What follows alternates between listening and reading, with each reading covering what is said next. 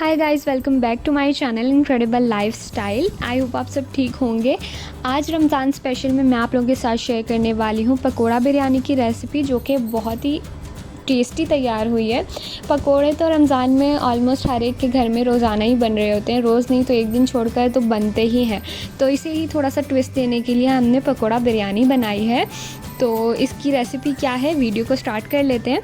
सबसे पहले मैंने यहाँ पर 3 to 4 टेबलस्पून ऑयल लिया है, जिसमें मैंने ऐड किए हैं 2 दरमियाने साइज़ की प्याज, जिसको मैंने पहले से ही कट करके रखा हुआ था।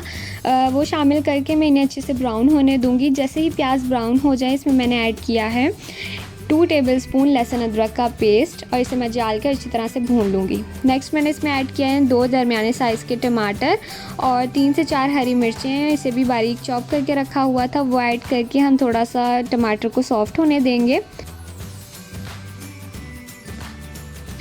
और इसके बाद यहाँ पर ऐड किए हैं मसाले, जिनमें फर्स्ट तो मैंने डाला है 1.5 टीस्पून नमक, 1 टीस्पून रेड चिली पाउडर है, 1/2 टीस्पून हल्दी पाउडर लिया है, और 1/2 टीस्पून मैंने इसमें भुना कुटा ज़ीरा पाउडर लिया है।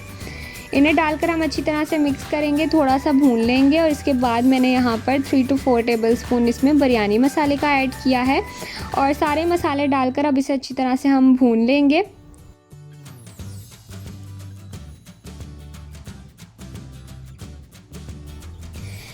नेक्स्ट मैंने ऐड की है थोड़ी सी इमली आप बिल्कुल अपने टेस्ट के मुताबिक ले सकते हैं। जितना खट्टा आपको करना है उतनी आप इसमें इमली डाल दीजिए, और मैंने गुठली समेत ही इमली इसमें शामिल कर दी है। यहाँ पर आप मसाले का टेक्सचर देख सकते हैं कि कितना स्मूथ हो गया है। और जब इस तरह से हो जाए, यहाँ पर मैंने इसमें पकोड़े शामिल कर दिए, जो मैंने पहले से बना कर रखे हुए थे। पकोड़ों की रेसिपी ऑलरेडी चैनल पर अपलोड है, आप जाकर लिंक नीचे डिस्क्रिप्शन बॉक्स में डाल दूँगी, वहाँ से जाकर आप चेक कर सकते हैं। पकोड़े डालकर अच्छी तरह से इस मसाले से इसको मिक्स कर देंगे।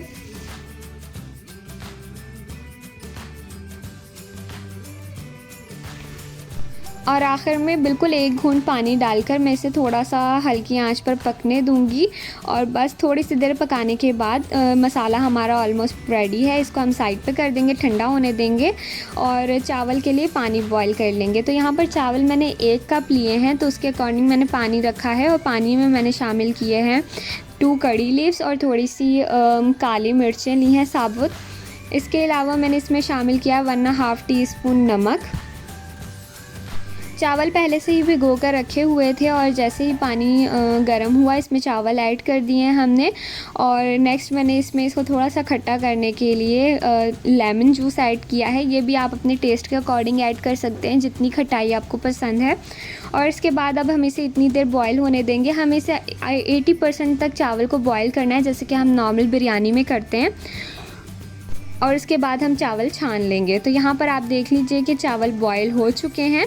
अब हम इसकी तह लगाना स्टार्ट करेंगे। नीचे पहले जो है वो चावलों की तह लगी है। इसके बाद जो हमने पकोड़े का मसाला बना कर रखा था, बहुत ही मज़े का टेस्टी सा मसाला, देखने में ही आपको पता चल रहा है कि कितना टेस्टी एंड स्पाइसी बना है। इसी तरह ही इसका टेस्ट भी बहुत ही अच्छा था।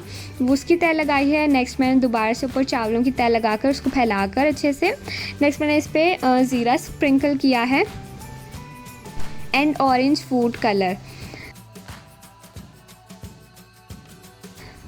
नेक्स्ट मैं इसे दम पर लगा दूंगी ऑलमोस्ट 15 मिनट्स के लिए।